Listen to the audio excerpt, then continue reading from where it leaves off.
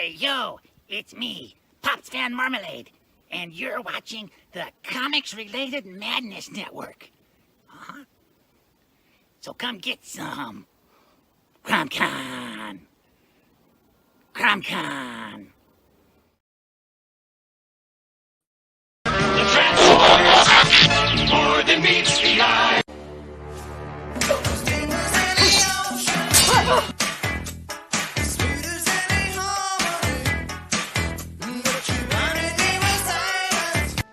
Are you the keymaster? You can't tell by the way I use my walk. I'm a woman's man, no time to talk.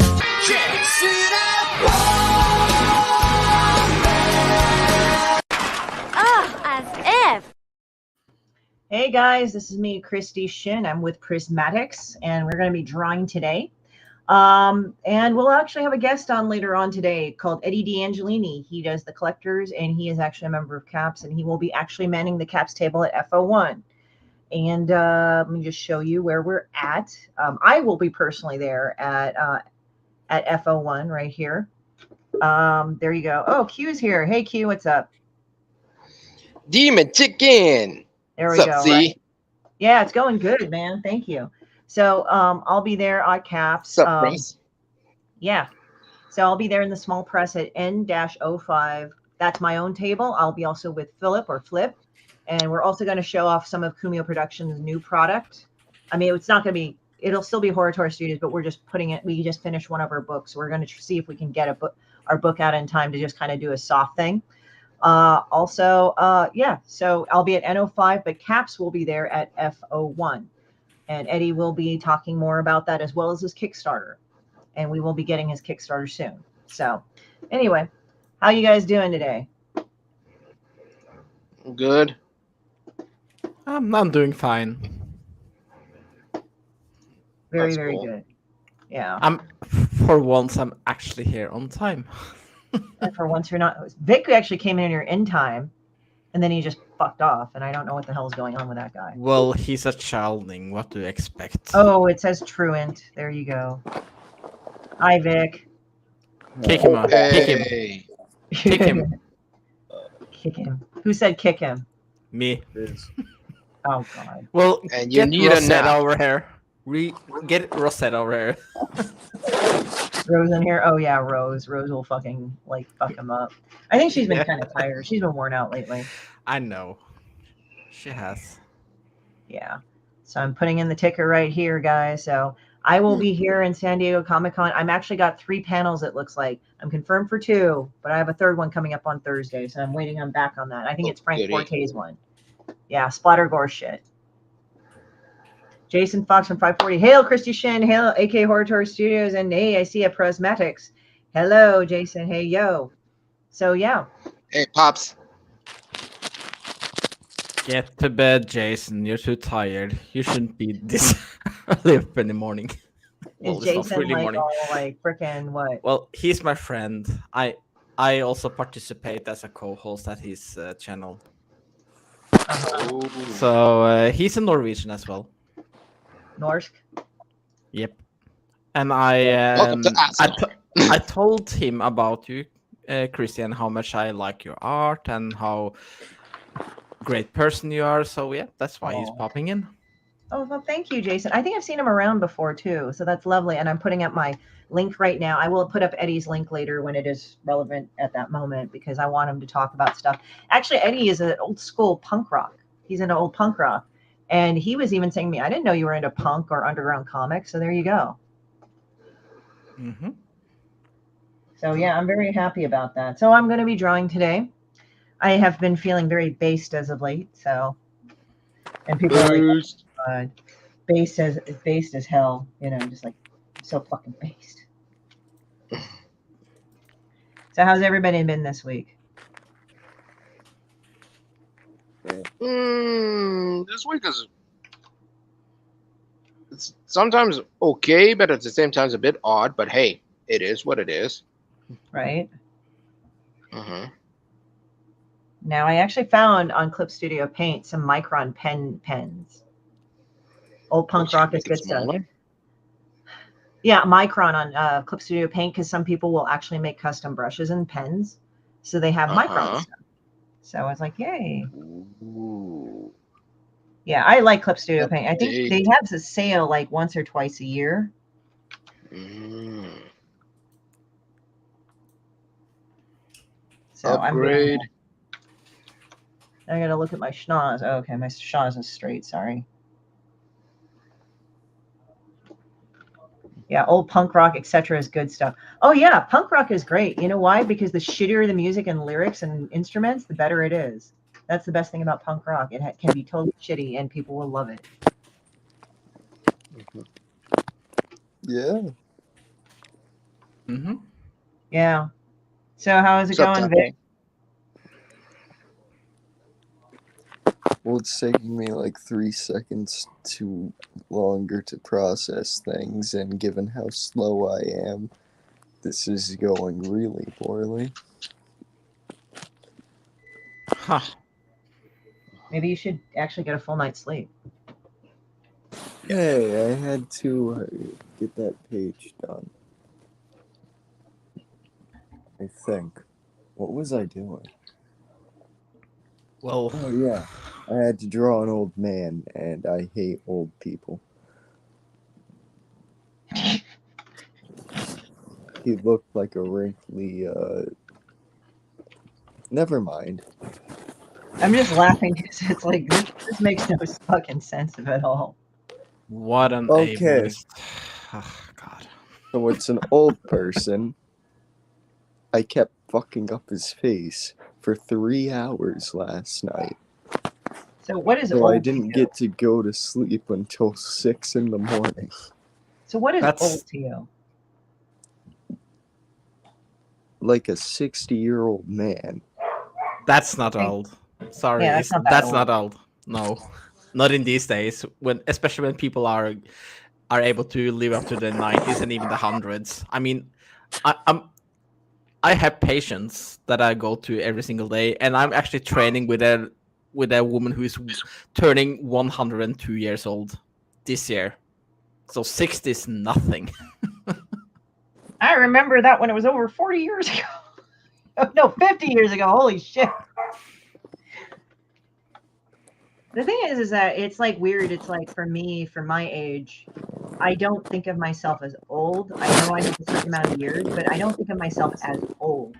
But I think Gen X is starting to have that luxury. Because it's like, yeah, we may feel like we're in our 40s and 50s, but we don't really feel it. I thought you felt like you were deteriorating. I thought that was the whole thing. Once you hit 20, it just goes to shit or something stupid like that everyone keeps saying. That's because people are archaic and being stupid and ageist.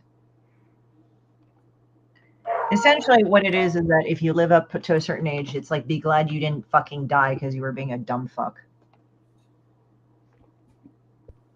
Oh, so like how I'm gonna die. Got it. Well, I mean, if you're 20 and you swallow arsenic, yeah, well, there you go. Which I I highly doubt you accidentally will. swallowed arsenic. Oh, that's a lovely hobby. Swallowing arsenic. I didn't know what happened, but my food got contaminated with it, and I just chugged fucking milk and water and tried not to die. Well, then there you go. You were lucky. You somehow had the survival thing to like survive fucking arsenic. Surviving contaminated food, yeah. How did your food get fucking contaminated? Because someone didn't clean out the fucking stove after putting that stove cleaner shit that's fucking horrible fucking chemicals that should not be anywhere near what you are fucking eating, you know? Oh, okay. So nobody set anything on fire to burn it away, right? What? Yeah, nobody set it on fire to burn it away, right? That's something you can do? Like, No, I'm not saying you should do that, actually. I was doing this thing called being sarcastic. remember, tired, slow in general, stupid in general, plus even slower equals I cannot process sarcasm. Well, you know, we're gonna have somebody that's Italian here later on. Oh no. I told him about you. Listen, I'm fine with Italians. It's mainly just trying to fuck with Rich. Told or warned about him? I told him, and I said, like, just tell him, just if he starts getting out of hand, just talk about cornfields around him because he's from Indiana. Listen. Do I have any good Italian jokes? Let me think. Fighting Chef Boyardee's. I don't know about that. That's kind of interesting. But yeah, fighting Chef Boyardee's. Like back in the day, it was like he was the shit. Now it's like He's the shit.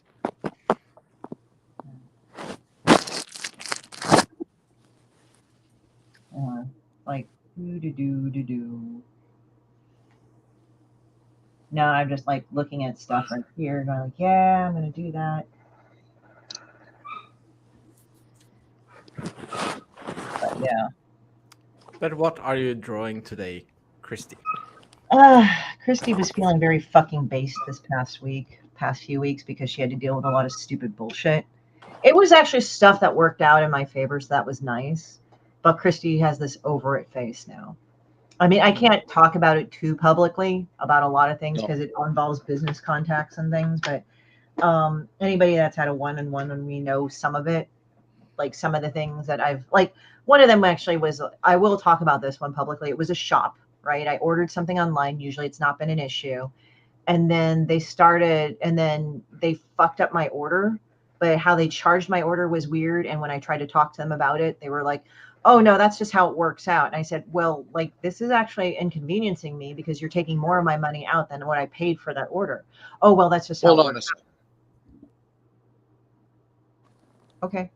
So what ended up happening is that because of that, I talked with my bank and we shut it down because it's like, no, you guys are fucking around. I'm not okay with this, right? Mm-hmm. When I've never had a problem before. And so it sort of got sorted out, I thought, with my bank and everything got done. And I just was like, you know, this is not cool, whatever the fuck, I don't care. And then they kept coming to me, well, you owe us money and this. I said, I returned all this shit, like, whatever. It's like, well, your bank didn't and everything, and it's supposed to be this way. I said, you know, and I told them, like, look, I've tried to work it out with you guys. You guys have done nothing but tell me I have to do all these other things. It's like, I'm done. I've done my part. You should go talk to my bank. My bank told me that they'll work it out with you and everything. And that hasn't happened. So who's at fault here? Like, I'm not going to get into this, right? So essentially, like, nobody really did their job properly.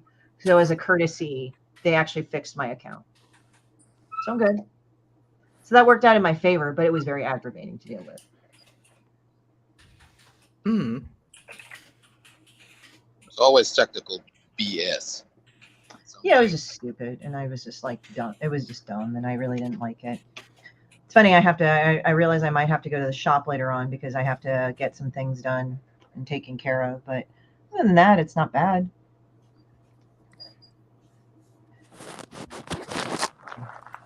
Yeah. So other things are being worked out right now. So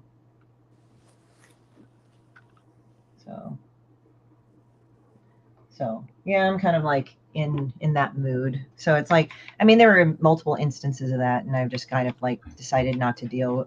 I decided it's like I've dealt with them, but it's kind of like I'm over a lot of stupid shit right now.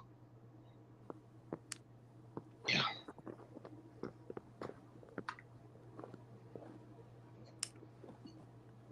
Yeah. So how's everything going with everybody's week?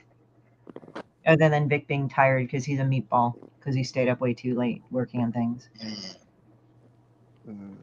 Anybody have an interesting week going on? Not that much, really. Not yet. Not really. Only thing is, I heard about is the Comic-Con thing that's happening either this week or this weekend. No, it's actually coming up on the 19th. So that's going to be, I think, on a Wednesday. Oh, holy fuck. Next week. Next week. It'll be next week. Next week's has a Wednesday? Yeah, it's basically this. It's the Comic Con. I mean, I don't give a shit if people keep arguing whatever the fuck it is, but they're arguing it, and it's like whatever, right? So it's stupid. So, it's just like it's one of the biggest ones. So I know there's been people going like, oh, well, the TV, like the TV studios and all that. It's like, well, I mean, that part probably won't be as much, but you'll still have Marvel and DC and the other people there, like the comic book companies. But it's a Comic Con technically, so there you go. Uh, Comic Con, hooray! Prismatics says yes. Liked and shared the screen. Thank you, Jason. I appreciate it. And you know what? You can go into my store on Linktree, in the Linktree right there. And if you guys want to get anything, I send everything that is a personal art thing signed.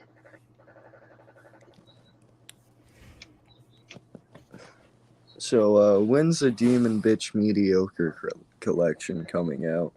Ironically, we were talking about my business partner and I was just thinking about that's not a bad idea. I think maybe sometime next year, I might actually put out a book that says the utterly fucking mediocre collection or something. Because I mean, I would say shitty, but it's like the utterly mediocre collection or something. The most mediocre anthology. I don't know. We'll think of a title, but it'll probably be something like that. Will be Was something. that the collaboration with you and the Real Deal?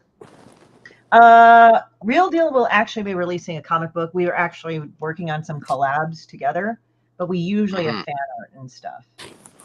But Mod Park will be in this next Kickstarter that I have this year. I just haven't gotten to it because the economic situations and everything, and just kind of like seeing how it is and time wise. Yeah. I wanted to see how that was, but we're looking at a compilation. Maybe I'll do a hardcover compilation to make it count. A cover, soft cover, no matter. At least a cover is a cover. Yeah, and just have a few of the utterly mediocre collection. And it's like, be it X amount of money. I don't know though. Would you guys like it in hardcover or soft cover? I think soft cover would be nice. Granted, I'm a cheap bastard. No, you're a broke kid. That's a difference. Even when I have money, I don't spend it. That's the thing. Yeah, right. It's nice, a healthy crowd today, though, guys. But yeah, thank you guys for doing that. But yeah, like I sign all the books and all that, so it's good. But I'm all the heavy shit from my end is done with Comic Con, and since I run caps, I actually have so Eddie will be also running. He will be one half running the caps table, and David Corelli will be with him too. So also Eddie has a Kickstarter for his comic called The Collectors. It's about him and his wife. They're both comic book nerds.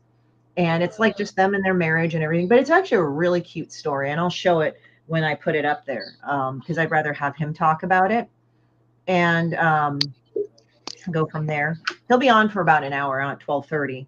So there you go on that. And number two, what's kind of cool about the whole thing is that David Lucarelli will be there. He does Tinseltown, which is actually loosely based on his mom because I think she was the first woman cop in, I think, Hollywood. So it addresses like 50s style LA. He was telling me some interesting stories about his mom back in the day when she was a cop. So this character is based on his mom, and it's a good series. So they're going to be tabling together at Caps. So you will, if you guys are in the San Diego area, you do get a pass. Come on in, check it out. I will be on 2 panels, and that's in the link tree right there under appearances, so you can see where I'm at if you need a refresher. Also, if you can go on any of my social media, you can access that throughout the whole thing too. So I'm pretty stoked about it. So anyway, yeah. So I'm drawing.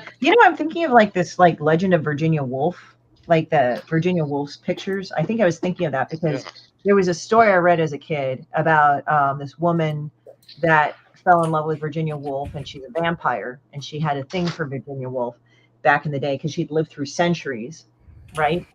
And what ended up happening was that they kind of had drawings in kind of the similar style. So I kind of wanted to do that. So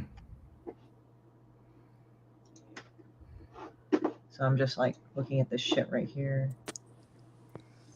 You look like you'd sit in a park and just like trip small children. I'm not that much of a bitch. What the hell, Vic? But just look at the drawing and tell me you don't see it. Well, now that I mention it, of course I'm going to create that scenario in my head, but I didn't think about that. Kicking small children. I mean, Jesus, I may be Tripping small children. but still, like, Is why that would I do something that? that you're doing as a hobby, Wick? It's very fun, yeah. Hmm. You need Except to I know how do to it at kick the small skating children. rink. I think you're doing this thing to be edgy, like a lot of young people do. Poor children. Yeah, I don't hurt kids, man. You just talk about killing your dogs. Just kidding. I talk about making them into stove. There's a difference. Yeah, well, I call my cat a bitch. Haven't you heard me like talk to my dog calling him a fat fuck? No, but it's like you're like, I hate this little dog. Because I don't like small dogs for obvious reasons. They're loud and they're yippy and extremely annoying. Is that the one it's- barking in the background? Yes. Yeah. Well, actually, what's funny is that I just realized with those dogs, it's funny. I think they live that long because they're pampered. Because some of them look like genetic failures. Well, Pugs. I think in this situation, that dog takes after the owner. Small, yippy, annoying. Prismatic, I have one thing to say. Sure, go ahead. I forgot. You Of didn't even course, think you're a dumbass. Of course. Fuck you.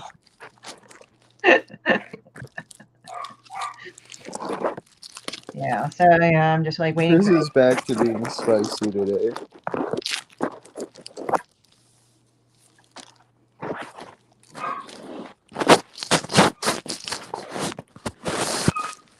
What the heck is the noises you're making, Wick? Stop it. That is called Sit still. dying bastard. Damn kids. Damn childlings. Ugh. Damn Norseman. Damn Americans. Well, and damn Indiana corn boy. I'm not even from Indiana. That's the thing. That's true. Indiana Cornboy. That should be his nickname. That's why I called it a meatball. Or meatball. Yeah, I like calling him a meatball because he acted like a fucking meatball. Two spoiled stick figures are in the room. Sticky. Sticky it's like a stick figure is like basically my term for people that are like really scrawny, but they'd have nothing to offer. So all they do is just like they're enormously basic people. Now, well, if anybody goes on like, oh, you shouldn't like fuck with people. I said, no, sometimes basic people are just fine. Like sometimes stupid people are not bad, right? But if you are basic and you're an asshole, then yeah, I'm not really I wanting to feel have. personally attacked right now. Why? Because you're. Oh, boo-hoo. Do you smell of spoiled milk? Because I'm basic and an asshole. You're not really an Spoiled milk? asshole. You're just a little Be whipper. careful with the acidic. You're a little whipper. Sorry, I had to. Well, I am pretty basic, let's be honest. Do you only like meat and potatoes and you can't eat spice? No? Okay, then you're not basic, sorry. Oh. That explains why I can't understand. Super basic man. Hey, hi Hermit, how's it going? Super basic man. Yeah, like every time like Dallas, like he's one half of Hyde Hermit, and his girlfriend's Chinese, Taiwanese. She's from America too, but we were like standing there, and sometimes we'll see potatoes, and she's like, "Hey, look, Dallas likes potatoes." Good. And he'll start laughing. He actually has a really good sense of humor about it. I can eat spices. Well, Q, you're not basic. We're talking about fucking truant boy here. So When is But your yeah. guest going to show up? I'm just 12:30. curious. 12:30. Good. Okay. Yeah, he's got 5 minutes left. But What? yeah, Oh, he's curious not about Thai. He's not going to be late. Oh, no, this is the funny thing. So I know this guy. He's Thai and Chinese, right? This is what his wife said, who is Taiwanese Chinese, right? He's an artist. Mm. He always shows up late. He says, and it's a joke with us. He'll say, "You know, I will be late." Don Ho. It's a public knowledge. We fuck with each other all the time on this. He calls me mom too. I'm like, we're not that far in age, asshole. But anyway, so we joke with him being late, and I said, your wife's got to go fucking get on your ass about not being late. And she says, oh, that's because he's part Thai. I'm like, what? And he says, yeah, he's part Thai. That's why he's always late. I'm like, it's like, holy shit. So he's rushing home. Gonna jump on a little bit late. Is that a thing? I guess so in the Thai culture. Hmm. So I asked him, is he Thai? Yeah, Don Ho's a cool guy. Why'd you call him Ho? H-O-E, dude. Now Don Ho. it's actually H-O. It's actually H-O. I know Hey, you we don't scared slut Don Ho in shame a here. completely different fashion. More than I could ever have done. Good job. That reminds Listen, me we of one don't scene slut from shame here. next Friday. Oh my God, you guys.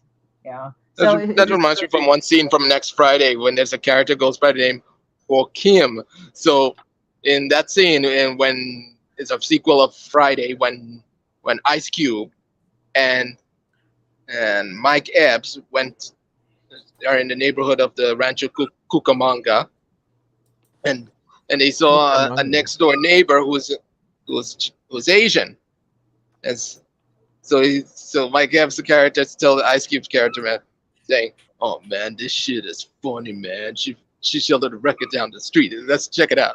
And then he greeted her saying, "What up, Mulan?" but during the introduction, he said to Craig, "Meet Miss Ho." Then she corrected, saying, "Ho Kim, motherfucker." It's like this. Don Ho is a pretty cool guy, and he says, "Ho, I'm tired," right? Theoretically, he can be a hoe to all the clients he worked with. That's true. And I'm sure I'll tell Remember, kids, doing commissions makes you a prostitute. It depends if it's free porn. Then I guess yes. I don't care. I mean, if you have to do furry porn, it's like, I did it for the money. It's like, who gives a shit? I don't give a shit. I guess like for a while it was like that. It's like you did furry porn, but I did it. I was young. I needed to work. People actually do that shit, which makes me sick. You know, it's kind of funny back in the day when furries were just coming out into the mainstream, right? And all you have to keep in mind when furries came out into the mainstream, the first part was like the whole degenerate, weird porn shit for a while. I mean, now furries are pretty normal. Like they're pretty just normal people. They have fursonas. So I'm not saying this is now, but in my perspective of when they first came out through the internet in the early 2000s, we knew them as these fuckers that like wore like fursuits that yiffed and like drew like big dick dragon girls. Like literally they would call it that. So my friends and I, we would lurk and we'd go on furaffinity.net, and some of the art was okay, but some of the art was really, really good. And some of the art was really, really, really good, but it was like subject matter that you're like, I don't know. Okay. You know the Lilo and Stitch cartoon, right? The Stitch creature, Stitch. So I guess they have a female version of Stitch. I don't know what her name is, but she's pink, right? I think she was called Love. I think. What? I think she was called Love. Though, or something. Yeah, something like that. Anyway, so they had a picture of them, and they were having sex, and I was sitting there like, okay, I don't know what the hell thing this is. No, it was Angel actually. Sorry. Angel. Okay. Angel. Okay. Sorry. So on Fur Affinity, so this person drew them, and it was really good. Like the art was really good. It was like, damn, you should work for Disney, except those two things were having sex. But they didn't stop there. It showed the genitalia going inside the other one's genitalia from a camera, if a camera was inside. And it was still done really well. But I was like sitting there like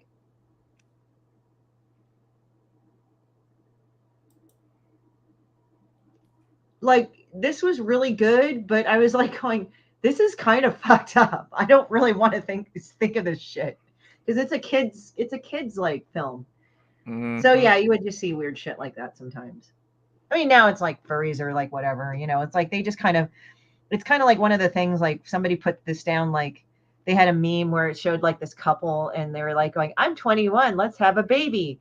And it says now, it's like our grandparents, it's like, and it says now, and it's like, I think I'm a pink gay deer on the internet. 21, I'm just laughing. So it's like, I think I'll be a gay pink, I'll identify as a gay pink deer on the internet. And even some of my friends that are in the furry community were like going, that's not wrong. And they're like going, nobody fucking asked you, kind of thing. Like he said, that's not wrong. And he said, yeah, that's true. Like some of them don't fucking get it. Like just nobody fucking asked you. So why are you even saying that? These are people from the furry community, by the way. It's like, I understand, like they were saying, I understand like if you're in the forum for that or somebody asked, but if you just say it, it's like, nobody gives a shit. Like go away. You know, it's like, damn. And this is from the furry community. It's amazing. So we talk about Yeah, furry. but I actually do remember when that thing actually started with the furry community. I'm not a furry, by the way, even though my character might look like it. Please, That is- Prismatics, explain your character. Well, it's from a game called Don't Starve Together, called Vortex. So it's a gaming character, and then you have the rainbow in the background. Yes, I know I look like it might be a furry character, but that's not what it is. But I do remember when furry became like a more known thing because, well, I grew up in the 90s, and in the early 2000s, that's when it became more visible in a way on the internet. And so I remember when people thought of furries, and I'm from Norway, and it was kind of a sexual part of it when people thought of furries. Yeah. But that was on small parts of the internet, on the forums and everything like that. And then it just evolved. Yeah. So I yeah, don't. so the sexual component, they can't really remove it in a And way Lori because just it walked will into this still thing. stay there. Hi, Hello. Lori. You walked into it. Sorry, I Hi. didn't mean to interrupt you, Prismatics. I just saw her. It's like, hi, everyone. I said, wow, the timing's impeccable, Lori. Hey, how are you? No, I was done anyway. It's just that it's something they can't really remove from their group, I guess. I mean, they can try to reduce it, and which they have done.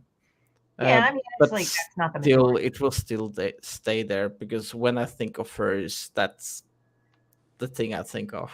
The yiff part, which I don't Oh like yeah, it. because CSI did that too. Actually, they were pretty good at with the material that they had on hand at the time. Listen here. Mm.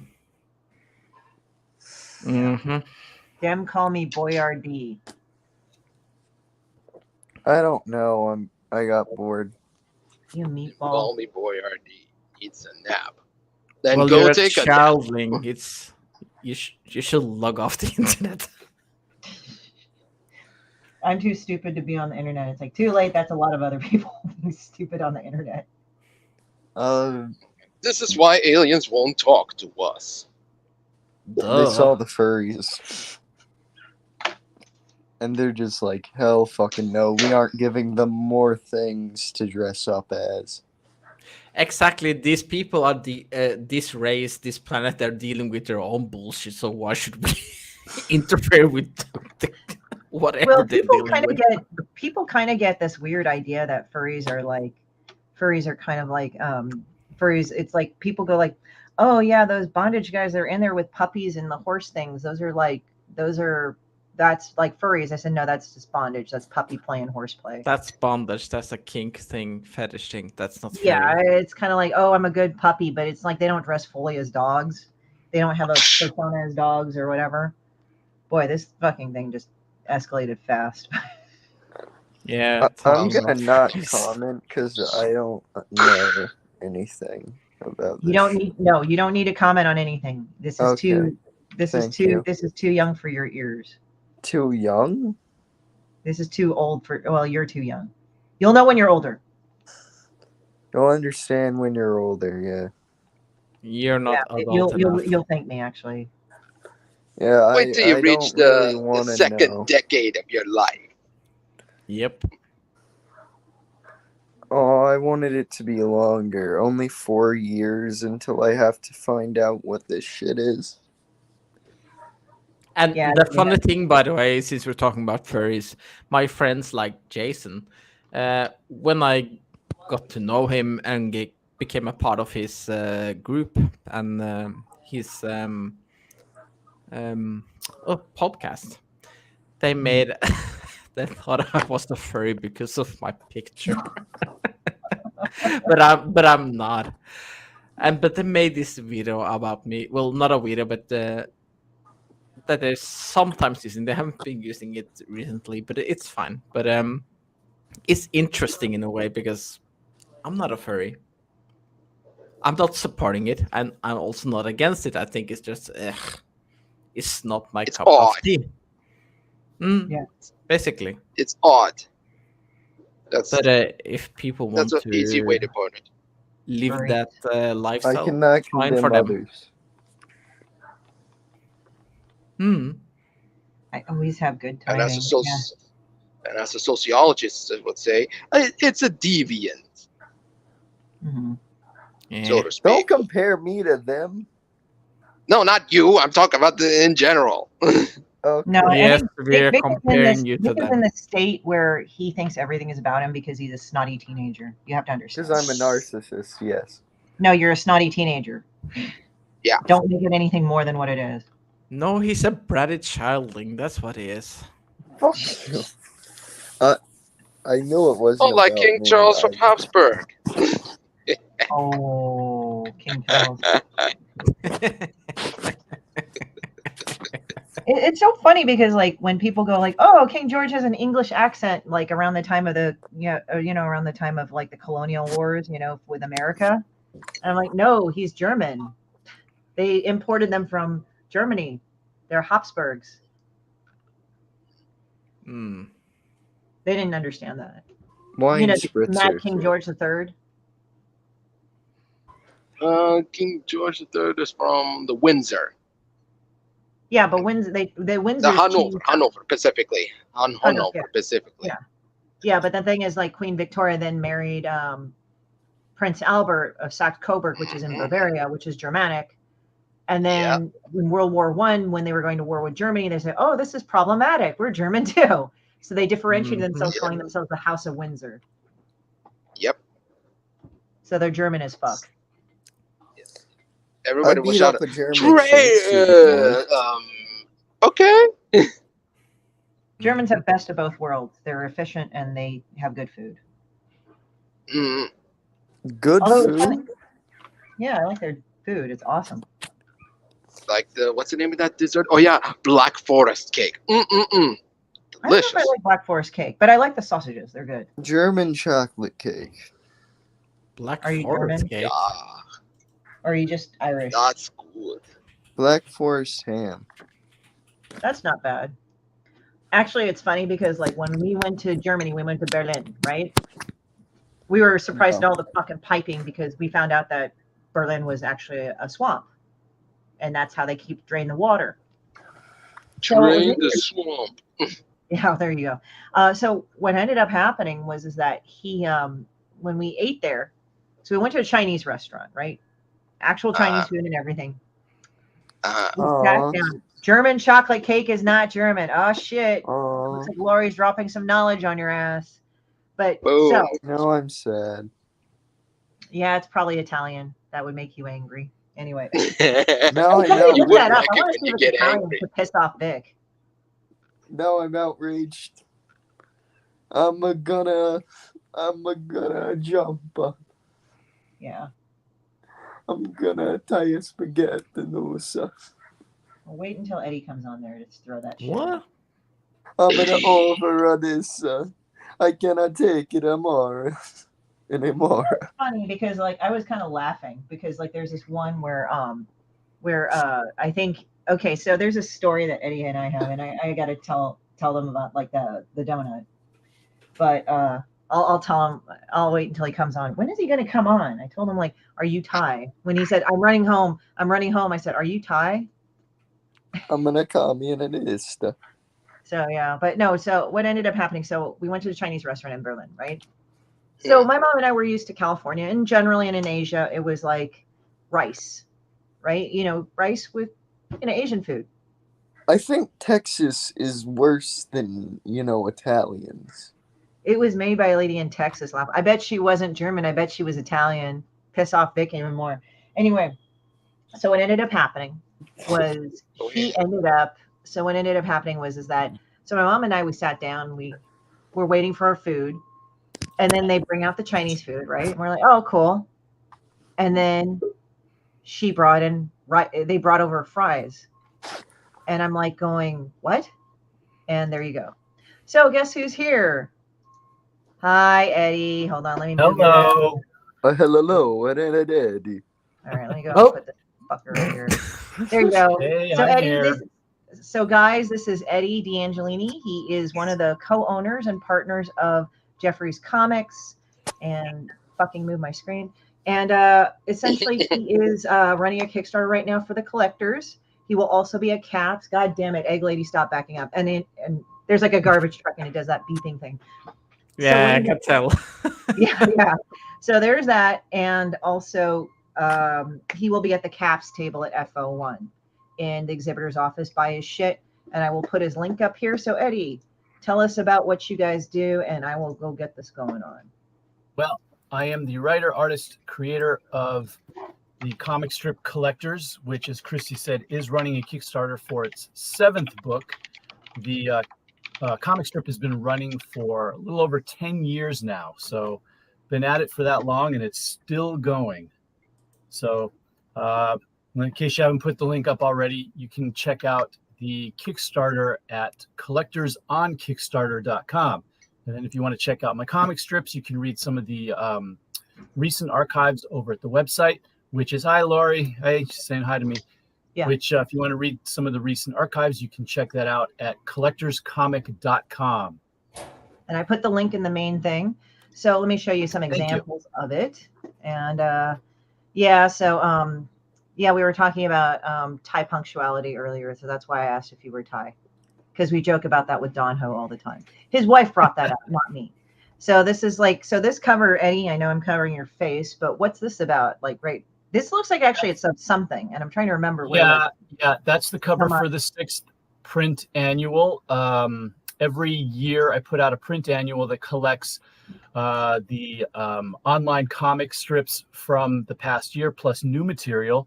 And every time I put out, because it revolves around comic book collecting and comic book geek culture, every time I do a cover, I do an homage of another famous comic cover or comic genre, and this cover is actually an homage to Harvey P. Carr's American Splendor issue #1. Gotcha. And then which I don't know if I told you the story of that. I got dragged online about that cover because fans of Harvey P. Carr were basically saying that I ripped off Harvey, and I hope that you're giving money to his widow for that cover. And Harvey's widow, Joyce Brabner, joined in that conversation and says, no, it's homage. I love the cover. Harvey would have loved that. Yeah. Which is great. And then and then she called me, and we ended up talking about, just BSing about comics and stuff for an hour. Come to find out, and I knew this from the movie, she had actually, before she met Harvey back on the East Coast, herself had owned a comic book shop. So we ended up swapping stories about comic shop ownership and some of the worst, grossest customers we've ever encountered. Oh, goddamn. Well, I used to work in a comic store too when I was in college back in the day. And there was a guy, I sold him all these card deck packs, right? And he, I remember how much it was. That fucker spent $400. And when he smiled, he only had one tooth left. I'm like, damn. I'm just if you're able to drop that much money, I was just thinking in my head, dentures. You drop that shit on your teeth, now. Yeah. Anyway, I didn't want to be an asshole because he was a nice guy. He was actually really nice, but I'm just like. So here's the other cover, which it needs no introduction. That's a homage to Batman and Robin. Yeah, homage to Detective Comics, the first issue, the first appearance of Robin back from the Golden Age. And this was the cover for the most recent print volume that came out, which is actually a trade paperback, because the first 3 print annuals of Collectors are completely sold out. And I found that out by accident when someone went online to my website and tried to order them, and I realized, oh, whoops, I don't have any more. Shit, So I gotta run them. I ended up compiling them in a trade paperback, 200-page trade paperback, which is this right here is the cover of. Oh, dang. Okay. And then here's some comics right here. And they're actually really cute and funny. And strangely enough, Eddie's an old school punk, but he doesn't do what I do, which I say fucking shit all the time. He actually has some pretty clean humor, which is actually really funny. Well, because my work is very much inspired by my love for the Sunday funnies that I grew up reading when I was a kid. And so it just has that kind of look and feel and that kind of theme to it. Mm-hmm. Wow, so yeah, I don't need to say fucking shit all day long every time I talk to somebody, Christy. Fuckity shit. That's okay. We love you for it. Yeah, no, I understand. I'm Demon Bitch. I have a reputation to live up to right there. And then, yeah, like the thing is when people ask about like the whole $50 a day shit for Comic-Con, that is true. The nicest parking you will find is for $50 a day. He's a fucking bitch. Yeah. And here's another one here, and this is Indiana Jones. How did you find that movie? No spoilers, please, but how did you find that movie? I haven't seen it yet. Oh, damn it. So, yeah, Why so you really build no this up with spoilers. shit? Yeah. I'm dying to see it. I actually had a chance to go see it the Wednesday before the Friday it came out, but it was a midnight showing that was a little much too far. It was over in Hemet, and I had to get up early the next day, so that wasn't going to happen. But I'm looking forward to finally seeing it. I'm going to like it no matter what because it's Indiana Jones.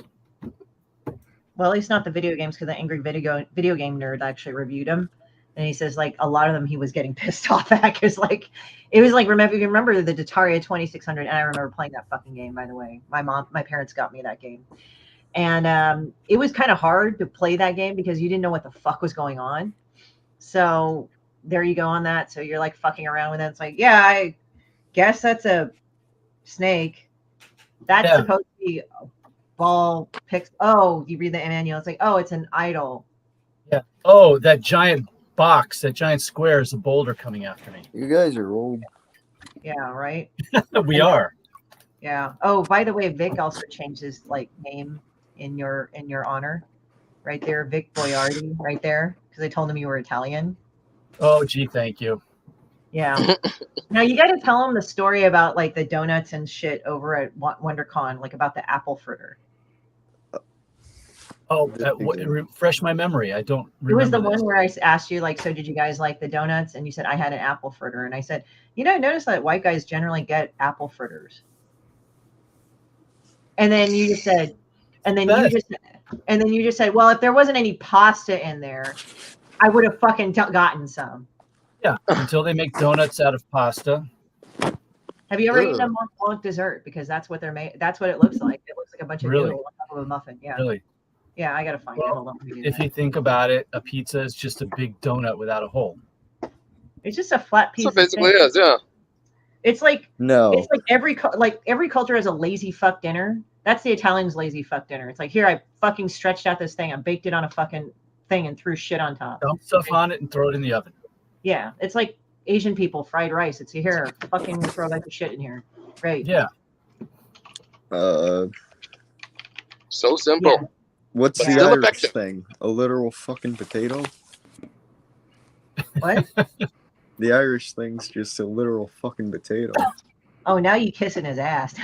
Well, No, I'm not. and the Italian thing is a little fucking tomato. No, what? No. No, it's We make pizza. everything. We'll make anything out of a tomato. Okay. This is what I found. So this is Mont Blanc. So let me go show you the fucking Mont Blanc right here. It's gonna be wonderful. So I think this is the perfect dessert for Eddie.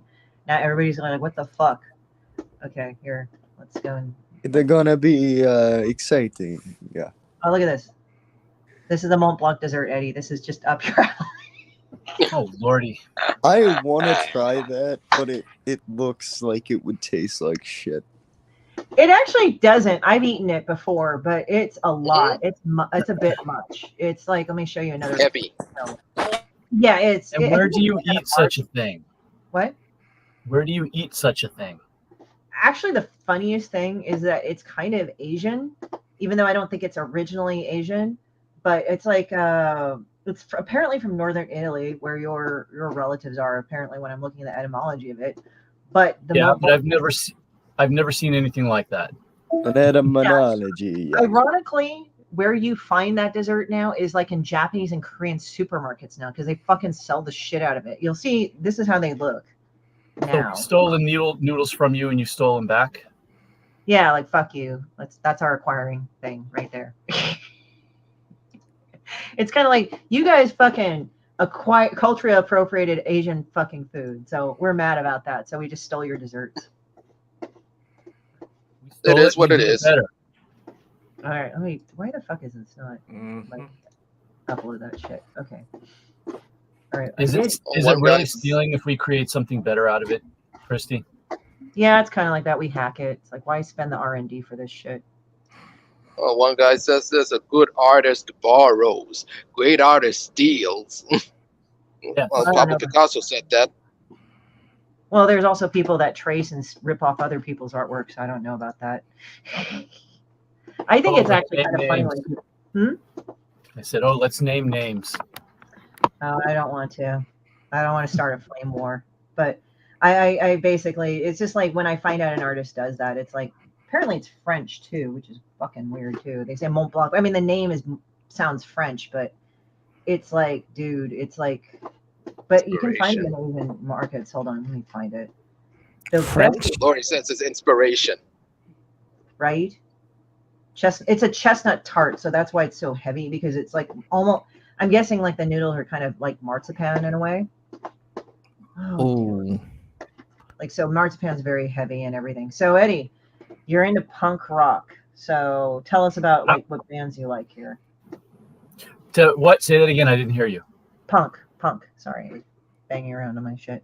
Oh, then you said say what bands? Yeah, like what kind of punk rock are you into? Because remember how you said I never knew you were into that shit, and like, what are you talking about? I'm into that. Well, shit. I think like you, I'm into the old stuff, like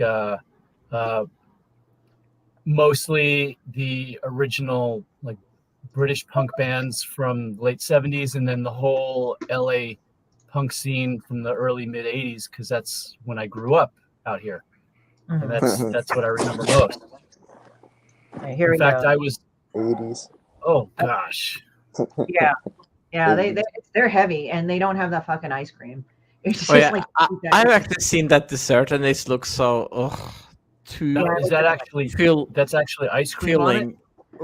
Apparently, your eyes brightened up when you said that shit. No, it was like weird. Like one version I saw, like the French version, under the mound of noodles, I guess there's like ice cream. There's a ice cream, so they must like bake it, let it cool, put a cone of ice cream, and then just swirl it on top like the noodles. But this one, sometimes I've seen just the quote unquote noodles, and it's just like this big fucking thing, and then on top of cake. Who comes up with this shit? Let's see, it's people, Wick. Inspiration. Manjo's got the guts. What the hell are you talking about, Vic? Go back to sleep, you meatball. Yeah, kid, go away. No, he's just 16. We just basically. I know. I'm just mocking him. No, it's okay. I'm telling you. I mean, Rosetta's not here, so I should do her job. So you brought up punk. So what's the first punk band that you went to actually go see? No Effects. Because UC Santa Barbara, that's the school I went to, would host a free show every year. And when I went there, it was like punk and ska. So the first band we saw was Sublime, but I saw No Effects live, I think, in the Warped Tour over in NorCal when I was visiting family. And I knew, and then that's when I kind of found out the beautiful thing of blowing out my eardrum hair. You know, everybody has eardrum hair, and I was walking funny, like, you know, when cats, like, they get their whiskers all fucked up. That's how I was. I was crashing into corners because I had no sense of balance afterwards. Because I didn't know. Oh, you might want to go and put earbuds in there because earplugs, because like literally the Warped Tour, it was like several stages at once, and it was loud as shit. So I saw what was the guy that did the album Scream Dracula Scream? I think that was the band name, Scream Dracula Scream. I saw Dance Hall Crashers. There were a couple bands that weren't like completely like big name, but they had enough fame, like Goldfinger. I did not see Green Day at that time, but the biggest bands that I saw were Sublime at UCSB and NoFX. And then I saw Dance Hall Crashers there another year. Okay, so interesting that you bring up that whole scene, because I just watched a really interesting documentary. I'll have to send you the link to it. It was about the punk scene in Northern California, specifically all around that area. Mm-hmm. And there was a lot more to it than I ever realized, because I'm not from there.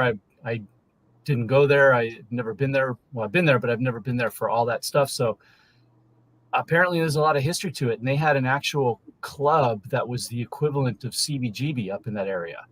Oh, yeah? Like, what was it called?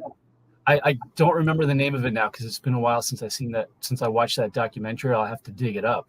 But it was really interesting that it was run kind of like a commune, because when the original owner of that club decided he wanted to sell it, the fans, the kids that went there, they figured out a way to basically buy it, and then they ran it like a committee, like a commune almost. I think I've been there. It's kind of like near Berkeley or something, because I think I was in this little, I think so. And they had this band called The Caning, and it was several years ago. And they're like, here's a fucking mosh pit. I'm like, I'm not fucking moshing right now because I had too many injuries. It was actually like a well-kept, clean, very well-organized club, even though it was a punk scene and things were crazy and people were, getting wild. It was actually run by, they had like an actual council, which was made up of individuals who were, the kids that were fans of the club, and they would run it like literally like a commune. I thought, wow, that's really interesting. Well, my friend Dan and Elaine were the people I roomed in college. They got married. They're still married. They have like 3 kids. Already one is going to Irvine. Like, what the fuck kind of thing. And so what ended up happening is that he still goes to some of I forgot which punk club he goes to, but I think there's one in San Francisco he goes to. And he's still like the Angry Samoans still play there.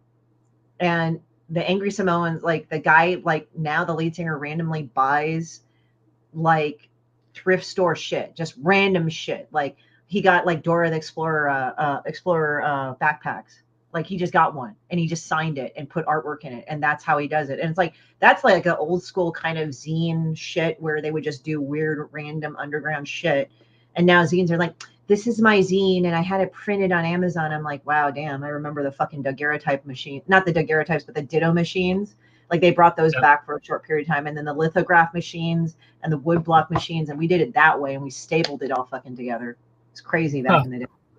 That's how I remember zines. And the biggest zine at the time that was like the most professionally produced that I saw was Schwa. And it was just that alien head.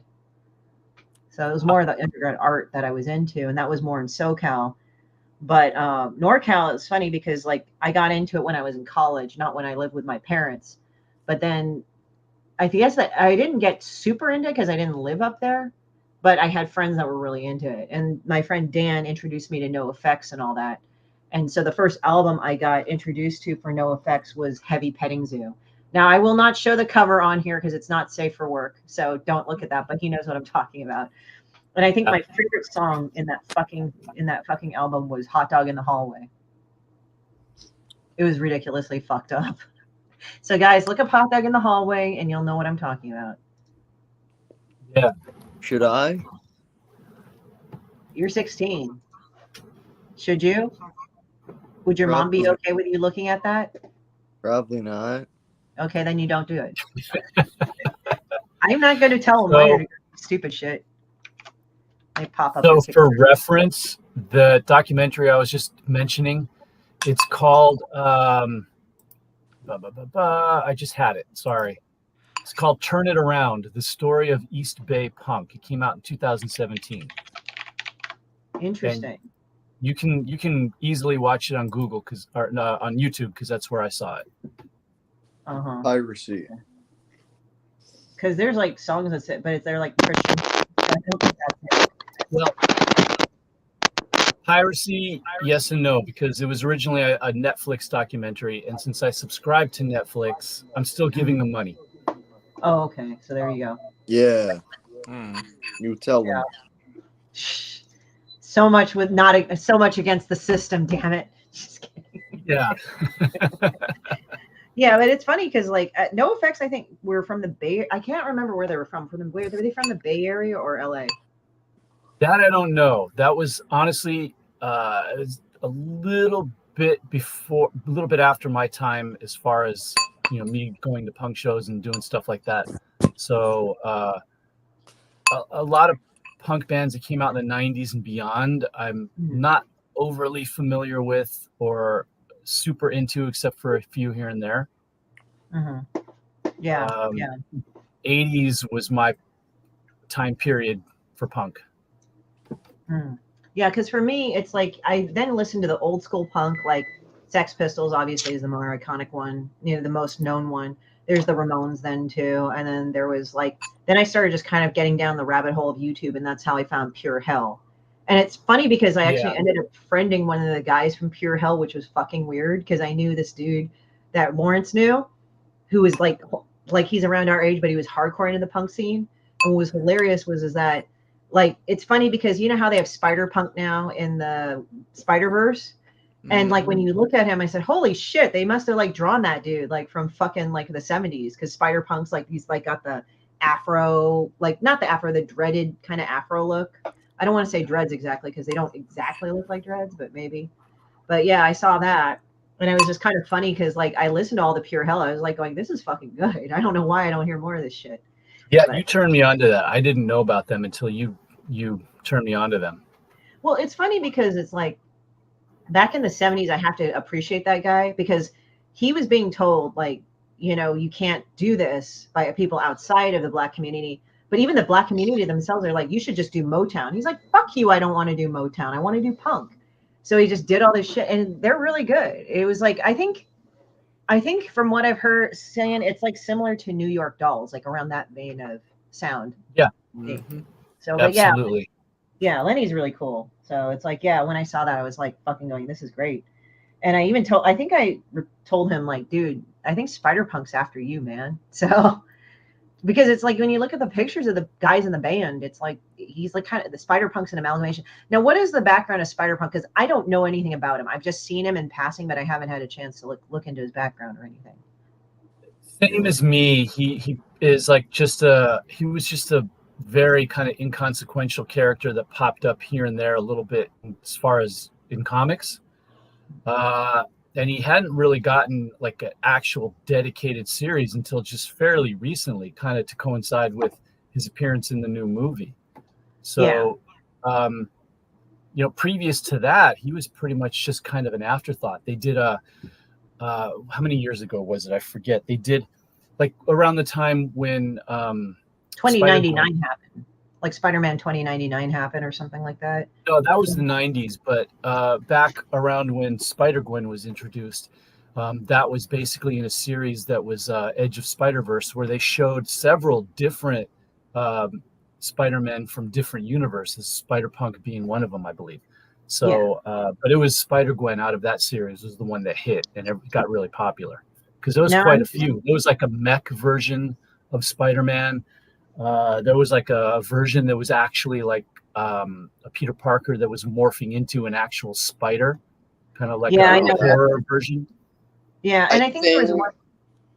I think it was in I think it was in the mid 2000, if I'm not mistaken, when they I think from the arc called The Other, something like that.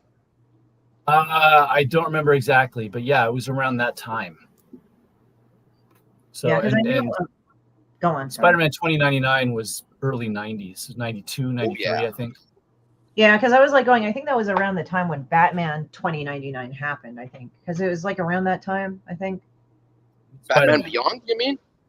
No, Batman Beyond. That's it, Batman Beyond. But I think what it was is like he was in the year 2099 or something like that. It was like a far out year. That's why I think it's like both of them were 2099, and maybe they were answering kind of each other or that thing. But I remember Spider-Man 2099, and then I remember Batman Beyond, and there you go. So with that being said, what'd you guys think of the new?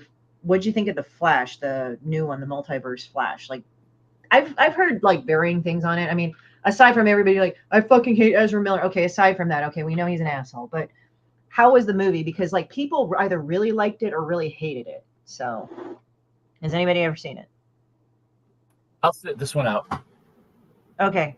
Well, I didn't watch the movie. I'm notoriously terrible at watching movies because it's like I So am draw. I. Yeah.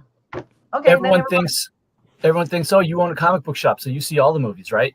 Like opening night. I'm like, I don't know what you're talking about. I own a comic book shop. I do a million other things. I'm busy. I barely have enough time to get out of the house and go see a movie.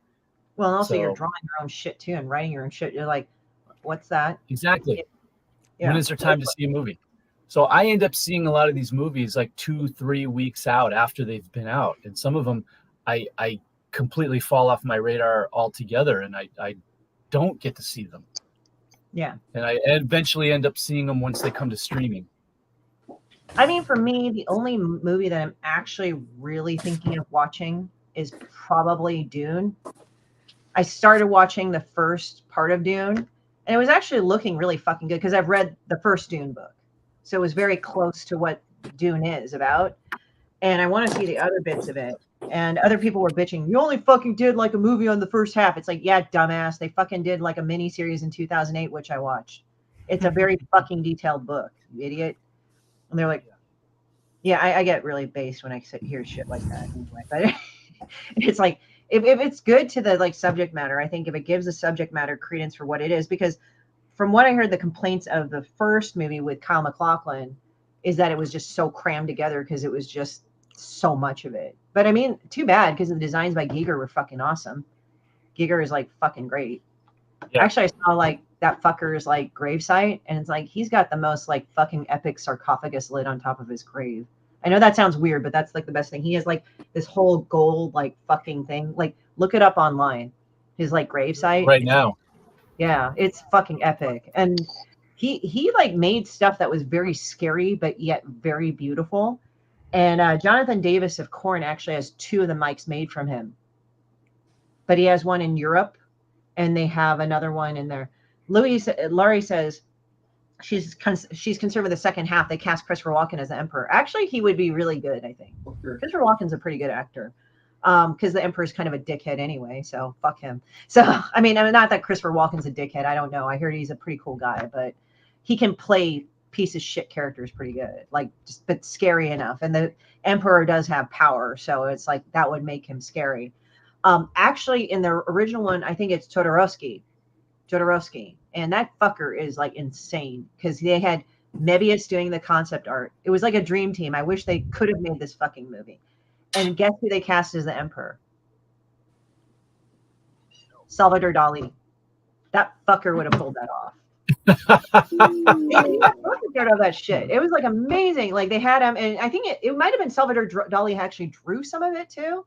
And Jodorowsky's into weird meta shit. Like he reads tarot cards, but how he reads them is crazy. I think he even designed his own decks, but they're like far out there. Like I'm into the card stuff and everything. Just because, you know, they tell you as an artist, you should fucking do a tarot deck. I say, all right, well, you got to learn how to read cards, right? Because, like, if you just copy and paste the art, it's not the same.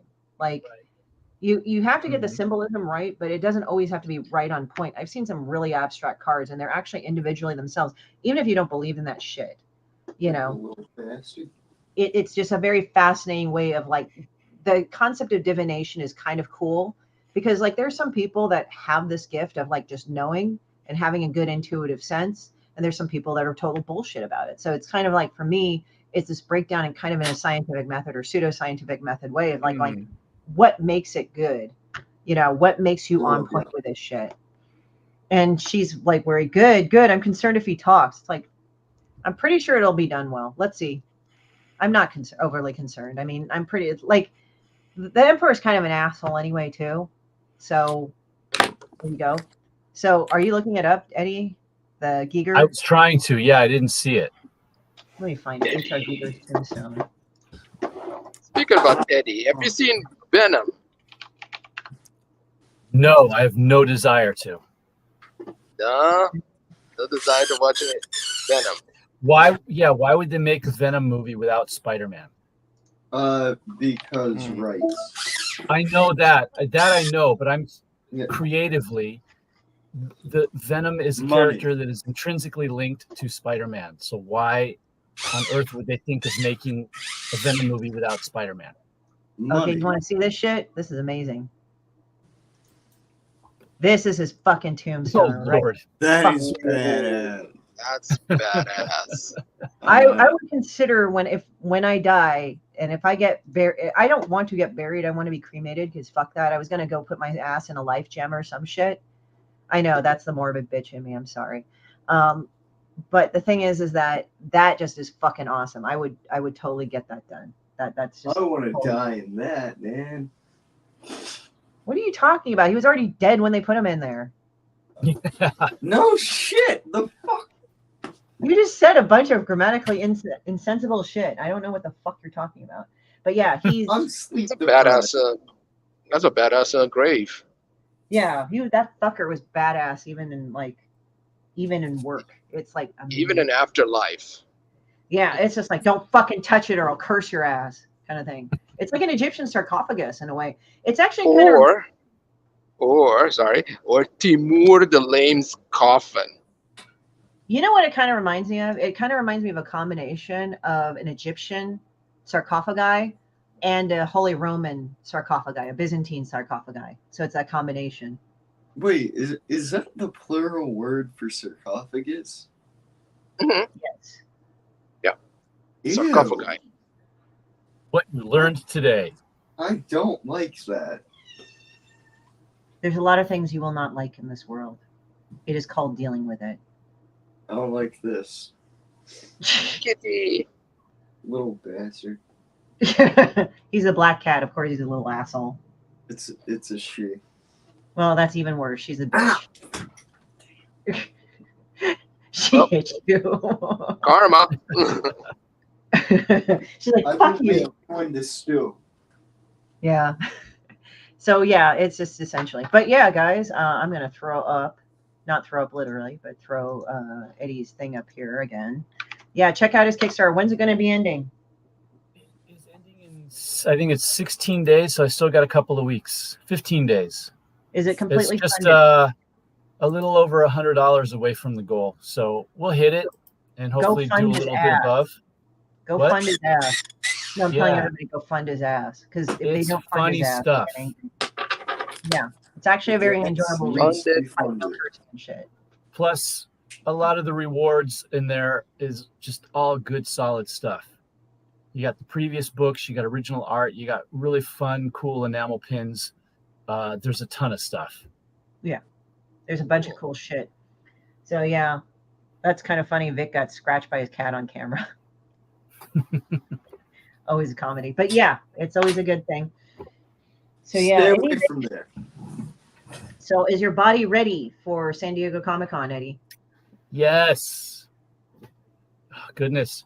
You're like a overprotective mother, the way you keep bugging me about, oh, it's going to be big. It's going to wear you out. It's the mother of all conventions. I don't Oh, want you're not you ready for bitching this. at me later. I don't want you bitching at me later because you're going to be like, oh, fucking, I'm so tired. Oh, fuck, I got beat up. Oh, this. Okay, so it's the first time I'm doing San Diego, but I've done tons of other shows. WonderCon, Emerald City Comic Con, Rose City Comic Con. I know what to expect. It's just bigger and longer. That's all. It's the first time you're going to Comic Con, or? No, I go to this every year, so I know what it's like. But it's the first time I'm going to be having a table there. Congrats!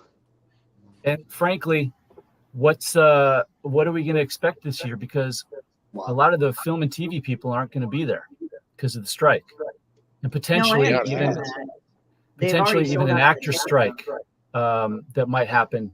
We'll find out tonight. So there's going to be a lot of film and TV people that aren't going to be there. No big Hall H presentations. Probably not a lot of big stuff on the floor from the movie and TV people. So hopefully it's not as crowded. Maybe it's a little bit less, and maybe the people that are going to be there are going to be all focused on comics and not film and TV stuff. Have you ever Only seen comics and video games and other And related their Funko merchandise. Pops. Did I just That say too. support the writers' strike? Come on, don't let us. Exactly. Absolutely.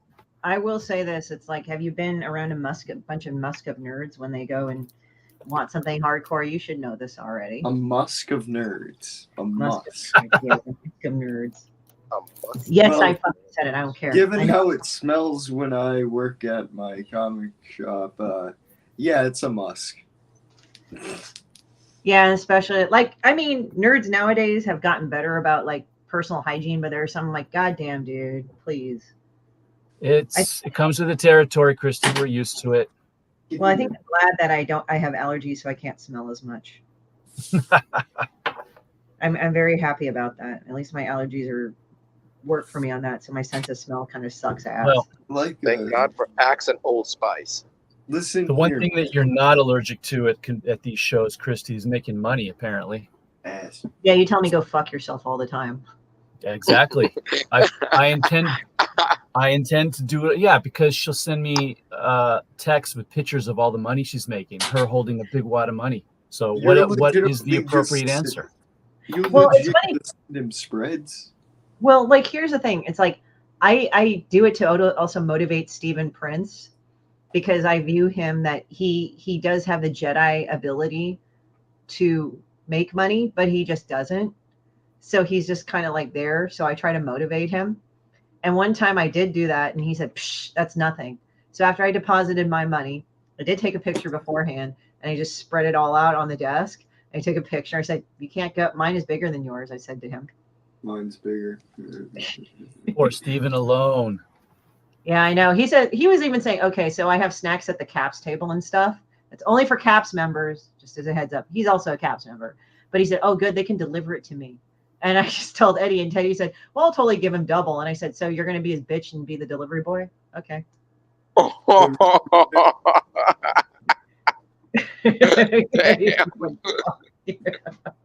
If she's ever at a con anywhere near me, I'm staying the fuck out of here. I'm like, You're too going young to back. go to a con. That's your problem. That's Never your too That's young. your problem, meatball. What do you think this picture's from? I was harassing people at the con. Oh, I know. Tom, right? EIC Yeah. Tom. Yeah. No, but I mean, it's just like you don't have what it takes to get to San Diego. You need to fly Hey, there. okay, You need to fine. commit. I can stay You need with to my commit. gay uncles. God, I feel like Jack Nicholson, like A Few Good Men. You can't handle the truth. You want the truth? You can't handle the Not truth. really. Says the person carrying a fucking That's cat the movie shirt. called A Few Good Men. He's harassing our sponsors. Okay. Lemau, that's what we tell Vic on the late night panels. Yeah, it's like, get off, kid. Go Oh, bother somebody else. Stop bothering me, kid. Go somewhere else. fuck. By the way, K-pop also does a show, so I don't know if it fits in her schedule, but you should talk with her, Eddie. Get on her Okay. show. Yeah. So, Katie, would you be up for having him? I don't know your schedule. I'm not trying to put you on the spot, but if Eddie contacted you, would that be okay? I don't even know K-pop. I feel harassed. Oh, he was harassing our sponsors. Oh, Thomas is one of our sponsors. Yeah. Yeah. I didn't really harass him. I just, You were around. You were harassing him. yeah. I do. well, Yes. Hello. So yeah, get in touch. Would you mind if I go ahead and give him your email, Katie? She's over in Michigan. Oh, look, you're playing with Satan again. You know what happened last time. I beg of you to shut the fuck up. You are annoying. She's The just like, cat's- he just does this. He cat says, will go- "Oh, you bitch! Why'd you scratch me?" And then he does this shit again. The cats go. No, I said. To be fuck. honest, I don't know what the heck he's talking about. To Well, be yeah, honest, tell me. I don't know what I'm talking about. Well, that's why we call you Meatball. So, Eddie, Yeah. cats or dogs? Dog. Dog. But- Okay. Only because I've never owned a cat, and I've had dogs in the past, and I don't have any preference. I don't care. I like them both. I think it's like cats are like disdainful little assholes that shit neatly in a box. But when they love you, it means the world. So yes, they're disdainful little assholes. Prismatics on here has like a Maine Coon, so one of those big fuckers, and he's black apparently, and his name's FedEx, and he just says, yeah, he has his own room. My dogs have their own room. There's 5 of them, but the cats don't because they're little bastards. Let's see who's this. You want out that You want a bad, you dog, know? a cat owns you. No, cats have staff. That's what causes you want a dog, cat owns you. Cats are like, fuck you, I can go find somebody else. A cat owns you. The cats have a staff. So Eddie, Awesome. so what inspired the collectors? I'm going to ask you that like stupid questions because people must know. Oh, my wife. My love of comics. Yes. It's simple. That's an easy question. It's all about me loving comics and me loving my wife. Oh, there you go. Oh. And also Kristen. Admirable. Yeah. And you know, Kristen, Christy, you know my wife. You know Kristen. You know that she's fantastic. No, I know. I just wanted to ask you so you could tell the world because Okay. this is showcasing you. Exactly. You Yeah, see what I no, mean? she's great. She was inspiration from the beginning. She supported me from the beginning. Come So on. honestly, a huge debt of gratitude it goes to her. Yeah, good. Make sure she tunes in and shares it with all her friends. All right. I don't know where Check she's out at. the comments. So she has a horde of Godzilla squirrels named Fatso. Godzilla squirrels? Godzilla squirrels. Explain to me what a Godzilla squirrel is. Katie will do that. I have no idea of the concept. But yeah, I'm excited of going to San Diego. See, the thing is that even though I've done it several times, it's sort of like this thing like, I'm not sure what's going to happen. I look forward to it every year. And then when it's done, I get home, I think, oh my God, I don't want to do that again. See, this is what it is for me, San Diego. It's a gauntlet. It's kind of one of those things like, I'm going to enjoy this, but I'm also going to go and like probably get the shit kicked out of me. Yeah. So it's like, it's good because you meet up with new people, business deals, all this other shit, right? But it's also kind of like, if you see from my eyes, this huge tsunami wave coming towards you. And oh, fucking, it's coming towards you. But you don't know what's going to hit you. And there was a lot of, as you know, I can't say it public, but there was a lot of very strange things that happened during the Comic-Con process. Eddie, you know about it. David knows about it. I won't get into it, but it was definitely something. And I'm like, okay. So like literally after I'm done with Comic-Con, it feels like I've got the shit kicked out of me. Like literally my shoulders here will be hurting because due to the fatigue. So they're fat squirrels. Even when I'm doing shows, when I'm out of town like that, the first thing I do is I get up early, I go down into the hotel gym, work out, and then I'm ready to go for the day. I got the energy. So get up early, Christy. Go for a run. Go do something. No, I got to take care of you. You'll get rid of all this tension and all this crazy stuff. I lift a 15-pound kettlebell like right here, so I think I'm pretty good. All right, I'll let you borrow my 60-pound kettlebells. Okay, I'm going to do that. 60 pounds like this. I also do Pilates too, because when I was recovering from my surgery, that was like the best way to build up my core muscle. Because if you guys don't know, I probably talked about it several times. They cut my stomach, they cut my guts open. So yeah, they had to cut my abdominal muscles. So that was fun. So it's like, I think you need to do SDCC or NYCC at least once to experience this. I would agree. Yeah. It's like literally, I think it's like literally going through the gauntlet. I think in the Navy or Merchant Marines, they make you go through all this fucking shit for like hazing. So that's how it kind of feels like San Diego Comic-Con. Yeah. If you're going to only do 1 or 2 shows, it would be those anyway. Yeah. Yeah. Although I have not done NYCC yet. I am wanting to, but I'm waiting until it's the right moment for me to. But yeah, it's just like. when you're at a point where you know that what you make at the table is going to be enough to cover air, hotel. Yeah. Oh, Eddie's on Oh. pause. I am. Oh, He's shit. been on a pause. Eddie, you're stuck. Yeah, and New He's York been on City a is pause. like the more expensive shit. So it's like, yeah, it's like, New York City is the more expensive shit too. That's the thing. Like Yeah. New York City's horribly expensive. It's not like, oh, I could stay at a friend's house and blah blah blah blah blah. Like I have some friends that live out there, but they live a ways away. Like you have to take the train and shit. Yep. So Subway. Now, that's my trick. Any shows out of California, I make sure it's a place where I have family or friends that can put me up, and I don't pay for any hotel. yeah, there you go. There you go. Yeah. I hear in New York City is as fun as everyone that goes has fun. Oh yeah. But I heard like the Javits Center gets so crazy busy, like where I've heard some people that have done the show or worked the show, like you have to wait up an hour for the bathroom. I don't know if that's really true. But like literally, like even though San Diego, they were like every year they say the same thing. San Diego Comic-Con's not going to be as busy because of this. And it's always fucking crazy busy. I don't give a shit what anybody says.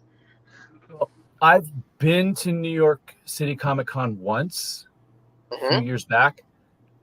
It's not as crazy as San Diego, but crazier than WonderCon. So it's like somewhere right in the middle. Mm-hmm. Right in the middle. Okay.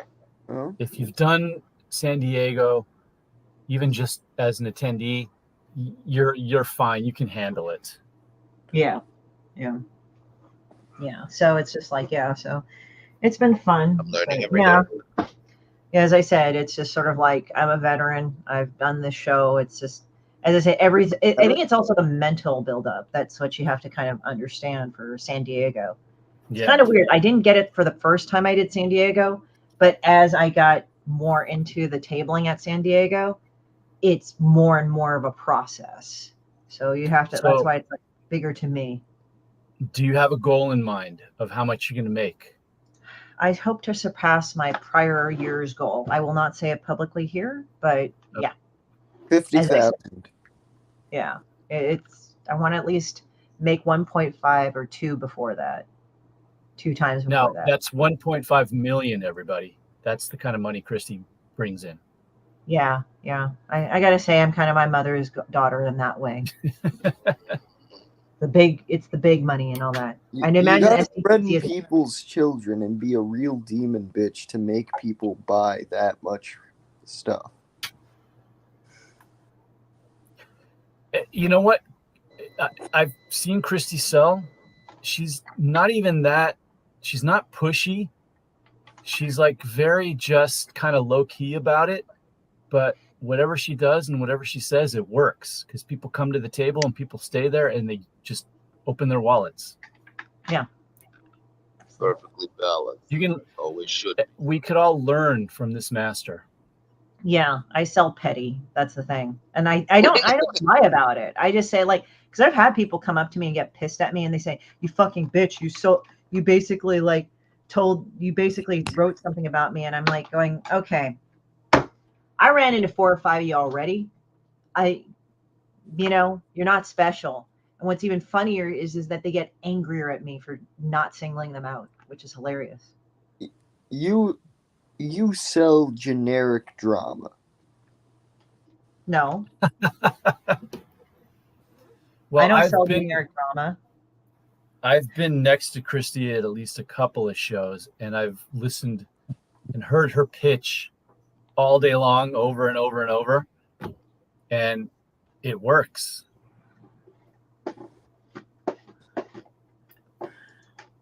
Yeah, it's funny. Laugh out loud. Yeah, because it's like, as I said, I have to say the thing millions of times.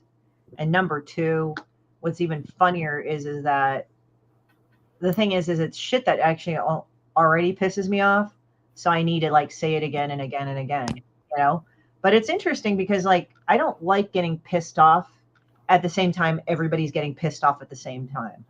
I find that kind of boring, It's like, for me, like certain things make me mad. Like when somebody dies that's famous. And I'm not saying that they don't deserve sympathy or kindness That's not what I'm saying. I'm not saying movements can't generate from that. That's not what I'm saying either. I just get tired of the loads of whores that jump on and glom on, and then they say all the shit, and then you find out they're the worst people in the world. And it's like, you're basically fucking this person's corpse to chase Twitter likes. Like, fuck you. Like, that's not what that person deserves at all. You know, and they fuck up a lot of things. That's why I can't stand people like that. Necrophilia.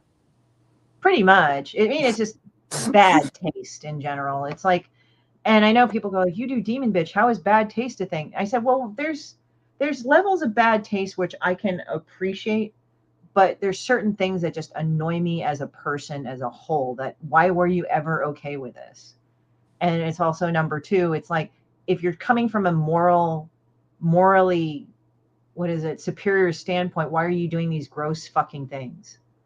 You know, it's like that's not cool. It's like, let's say, okay, like Mr. Rogers dies. I mean, he's passed on for years, but a lot of people liked him, right? And, you know, a lot, like, we all grew up with him. We were sad when he passed away. I mean, even if it was old age and he was sick. We all grew up with him? Well, okay, you weren't even existing, sorry. Yeah. But anyway, yeah, you weren't existing. You wouldn't understand. I'm just putting up a popular icon right there. I was a sperm, so yes. Yeah. Well, I think your dad had to kind of jettison a few before he got you. So, sorry. Fuck you. Oh. I could get worse. It's like she says, "Oh, Vic, you're still a toddler." Yeah, but she said you see it so much. But yeah, that's the thing that I got very disgusted with, like in the recent news. And again, it's not the family or the person that passed away or people that passed away that didn't deserve the sympathy or anything like that. But I just got grossed out how everybody had to have a fucking quote unquote opinion, and their opinion was so good and so great. And it's like, you do understand that these people have already died, right? This is kind of not a good thing.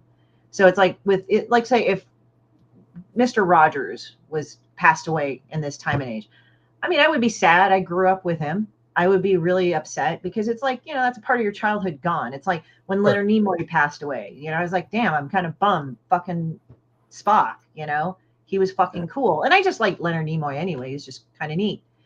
And what I didn't like is like the drama surrounding his death, where they would try to make it how Shatner hated him and wouldn't even bother going to his funeral. It's like, you do realize that Leonard Nimoy was Jewish, but he was certain sect of Judaism. He was from a certain sect of Judaism where they have to bury him in 3 days, right? So Shatner couldn't like pull himself away from a prior commitment because it was just so quick. Shatner's also just a bitch in general, but that's separate.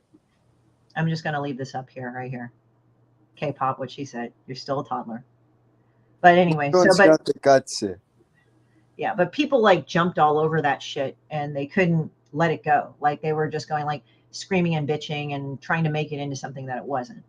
So it's like, for me, you know, like for Mr. Rogers, I know this probably made no point at all because I kind of understand we kind of tangented a lot. But the thing is that like, if you have some people that would probably like fuck that corpse for clout. That's it.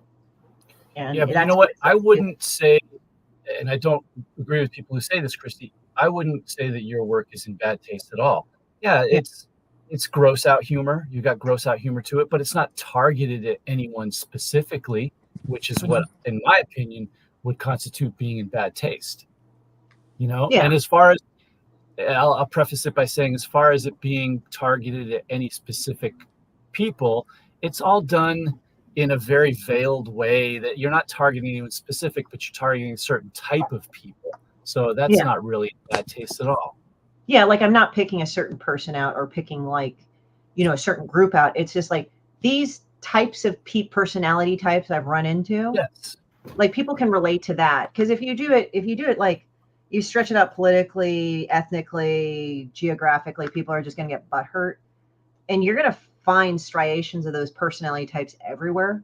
So that's how it's so relatable, I found, with people, because they like it, because they're like, I have women look at that and they just like fuck, you get me, because it's like I'm targeting certain personality types of women. Or they say, oh my God, I know someone just like that.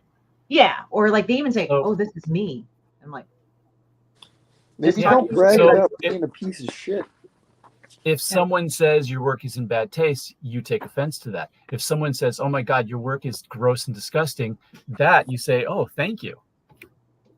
No, I laugh at them when I say it's in bad taste because I'm like, you don't fucking know humor, do you stupid asshole? Yeah.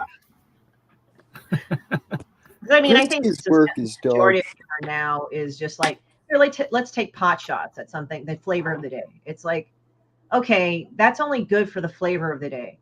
What about the long lasting thing of comedy? Like, the point of comedy is to be biting but true. And the thing is that people don't want to do that anymore because it's like, they're like, oh, well, that's too hard. So they go the lazy route where they just go and just take pot shots at whoever's at the flavor of the day. And it's like, okay, while I understand that you want to make fun of current events, like the point of satire is that you're supposed to still get it even years after or something. Like, oh, here's this personality type. So yeah, I just think it's interesting on that. And speaking of personality types, another movie that actually looked interesting, just because of the cast and it's kind of a fascinating sort of subject matter, is Napoleon, because Joaquin Phoenix is going to play him, and that will be interesting. Really, I haven't heard this. Yeah, it's the trailers are out now, and it's like it actually looks pretty good because I don't think it's by Ridley Scott, and Ridley Scott kind of doesn't pull any punches with a lot of shit, and he always makes good movies where it's action packed, but he has like a good blend of story. Like I thought Gladiator was fucking awesome. Like even though it was like fictional, but Ridley Scott does that whole thing where it's like kind of epic, but they kind of he knows how to build story and everything, narrative. Where I'm not really impressed with a lot of some directors that can't do that, where it's like they just like boom, boom, boom. Okay, here you go. And I'm not trying to say every movie has to be fucking deep as well as also like there's some movies that are enjoyable that are just fucking stupid. Like what was it? It had Matthew McConaughey in it. It was like about a bunch of stoners in the 70s. I'm trying to remember that. Oh gosh, why am I blanking on it? No, I like that movie. Yeah, and it wasn't a particularly deep movie, but it was just the flow of the story was good. Yeah, and it wasn't meant to be a deep movie. It just captured the kind of mindset amongst teens in that particular era of time really, really well. God, what the heck was the name of that movie? Look up his discography, somebody, and do that. I am, because it's I going to thought bug it was me. filmography. I thought discography was music. Yeah, I think it's filmography. It's like Dazed and Confused. Dazed and Confused. Yeah, so that's not a particularly deep movie, but it didn't try to be any more than what it was. It's just like, okay, it's a bunch of like, it's a slice of life where these are teenagers, they're fucking living their life in this space. It's basically kind of just one night of them going from party to party, and he's like the older guy who's already graduated from high school but still hangs around because he's into the young girls and he's creepy, and that's where his line came from, where he's all, "Oh, y'all gotta just keep on living, LIVIN." Yeah, so. And it was weird is like it was kind of normalized in the movie, but not in a weird way. It was just sort of like, yeah, that's kind of from a kid's perspective or a teenager's perspective because they don't really know about that. Like I'm not saying teenagers can't pick up on somebody creepy, but they don't have the experience to know. No, and when I say older, it's like the movie was very much from the high school teen perspective, where they saw this guy and they thought, oh, this guy's much older. But the truth is, he was probably just like 1 year removed from high school and was probably like 19. Yeah, like he wasn't. But he just, to the other characters who were still in high school that were 15, 16, 17, he seemed like really, really old. Yeah. I mean, that's the thing. It's like we were probably like fucking young dumbasses back then, and like it's like weird because it's like if you could have the time machine looking at you then and now, you're like, what the fuck? Yeah. I think I can really relate to Dazed and Confused, because I'm constantly confused. Well, then watch the movie. Well, you're constantly dazed because you barely sleep. Well, in the end, it's all right. I gotta get this fucking book out. Leave me alone. I have to admit, Vic is actually working. He stayed up like because he was trying to draw, so it wasn't doing stupid shit. So it was actually pretty cool. And I was also watching The Breakfast Club for some reason because I needed something to have in the background where it's not just the dead silence of night. So this is the funny thing. when I watched The Breakfast Club, I was not a teenager. I was like a young kid.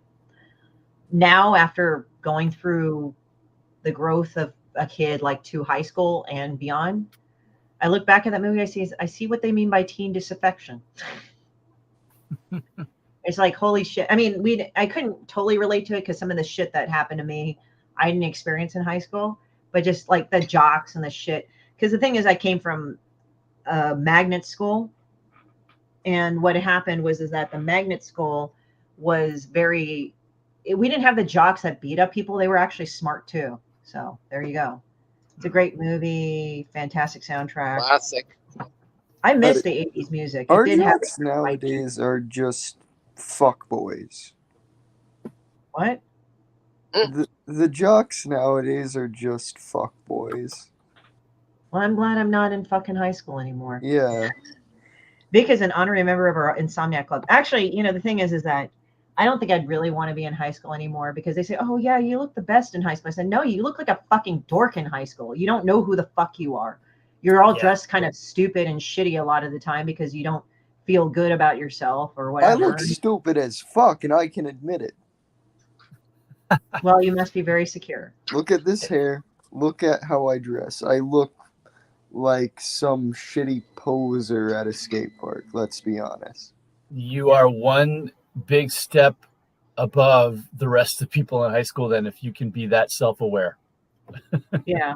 And at the same time not like downgrade yourself, because the thing is that I've noticed like both things, like there's self-awareness, but I never equate self-awareness with like putting down all the time. I don't want to even say self-deprecation. It's just, oh God, and we had the weirdest clothes in the 80s and 90s. I relate to that weekend. This is the thing what I find funny about new generations. And I'm probably going to sound like a fucking bitch when I say it, but I like it when the newer generation say, we did this, it's new. And I sit back like, really? I say, we did this back in the day, but we were better dressed. What the fuck is this shit? And they go like, this is the 90s haircuts, let's be honest. That's fine. It was just lazy fuck artist haircut. It's okay. I had that too. I had that like as yesterday, and I went to the hairdresser, and I had her cut my hair because I was like, my neck hurts because like it was poking into my neck. But how does your hair hurt your neck? Because like how like it grows in layers in your scalp. Yeah. And like the lower part of my hair will curl, and it's coarse, so it actually digs into my neck. And it itches. Ew. Yeah, it hurts. It really hurts. That's why I keep it a certain length. I'm gonna start like feathering. I'm gonna get a mullet and start feathering it. Why the fuck do you get a mullet? I'm making fun of one of the guys at Silverline, the Roland. He used to have a feathered mullet, and any chance I have, I gotta make fun of it. I know the guys at Silverline. They're nice. Yeah. Mm-hmm. But yeah, so it's just like, actually I had a friend, he was in his 50s and 60s. He passed away of cancer like about a year or two ago, so it kind of sucked. But he's bisexual, and we were talking, and he was talking about how brave, like, he's like, oh, it's so brave. But he was sarcastic. He did Crimebo the Clown. He was a really funny guy, and he had a really messed up sense of humor too. And he was talking about like, how, how his nephew was dressed up by his girlfriend in like these floral prints and a dress and everything, where he remembered being bisexual, he would get the shit kicked out of him, right? And I just looked at him and I said, I'm kind of disgusted with your nephew. You know why? And they said, how come? And I said, if you told me his girlfriend was a set designer, right? And he said, yeah.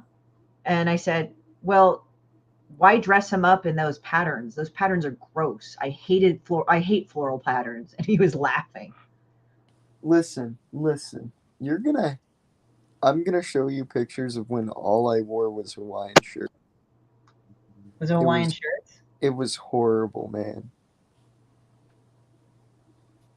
All I wore, Hawaiian shirts, no matter what. I looked like a divorced dad on vacation. How does that look like? Do I still have any? I think I burned them. I can see why. Yeah, I gotta burn my shame. I'm like 14 and I only wear that shit.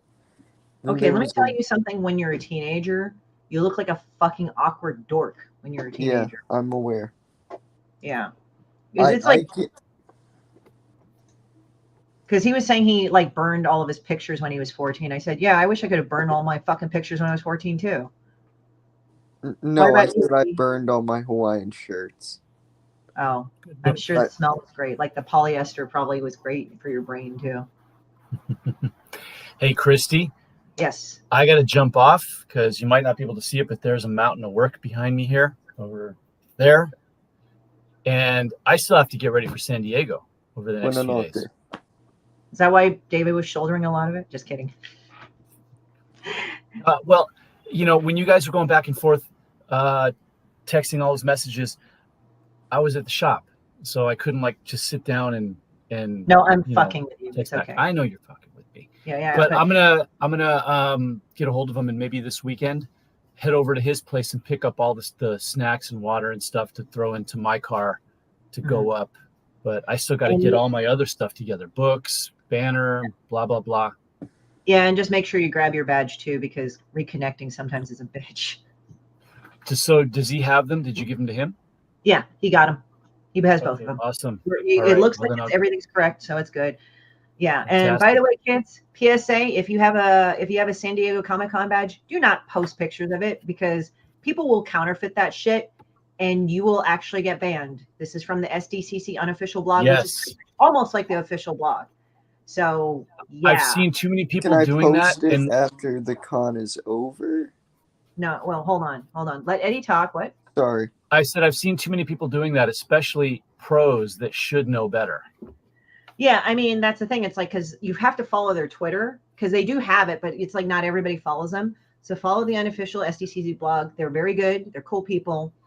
But yeah, don't do that, guys. I had to actually put up an announcement to the professionals that we knew, like saying, don't do that, because counterfeiters are pretty smart, you know, and they are. If you know Photoshop, you can probably do it. And I'm not advocating, I'm just saying. So do not post up pictures of your fucking badge. Exactly. What if it's after the con's over? Just don't. Yeah. Just don't. Don't do it, period. They're very strict. Keep yourself safe and secure. Yeah. I will, before I leave, I'll also mention this. While I was on with you, Christy, my Kickstarter hit its funding. So it's Hooray! 100% funded. Quite literally 100%. Right at the dollar amount exactly. So anything over the next... What's that? Let me go to the Kickstarter page and show it. Hold on. Okay. I want to share it. Anything over and above this over the next 2 weeks is going to be gravy. Okay, let's see here. Let me take a look. I don't like gravy. Huh? I don't know. Okay, so yeah, guys, thank you very much for helping him out. Because Eddie's been very supportive, but we're at 2,800, so yay! I'm working on a ton of other. Awesome. Shit, so maybe I don't want to feel comfortable sharing it, but hey. So I'm very happy. Thank you guys for contributing. If you guys contributed to go get it going. So I will go and put him in touch with Katie. Katie, I'll send you emails, stuff like that. And then, yeah. So congratulations, Eddie. This is a good omen for San Diego. Yeah. And Christy, I'll be seeing you in San Diego. Right. All right. Yeah. Talk to you then. Oh, by the way, make sure you bring your own lanyard. It's not that you can't get it. It's just they don't come with them. Yeah. I always have my own anyway. Gotcha. All right. We're cool. Good. All right. On to San Diego. Bye, everyone. All righty. Have fun. See ya. Okay. Peace. Bye, Eddie. Bye. Okay. So, guys. He's in a gun. Yeah, I'm going to have to wrap this up a little earlier. I do have some work to go and do. But congrats. Have fun at SDCC. But thank you guys. And you guys take care because I got to run off and go do something. So you guys, thank you for coming on. Thank you and take care. Problems. Continue to support his Kickstarter. And we'll see you over at San Diego Comic-Con. Bye. Finally.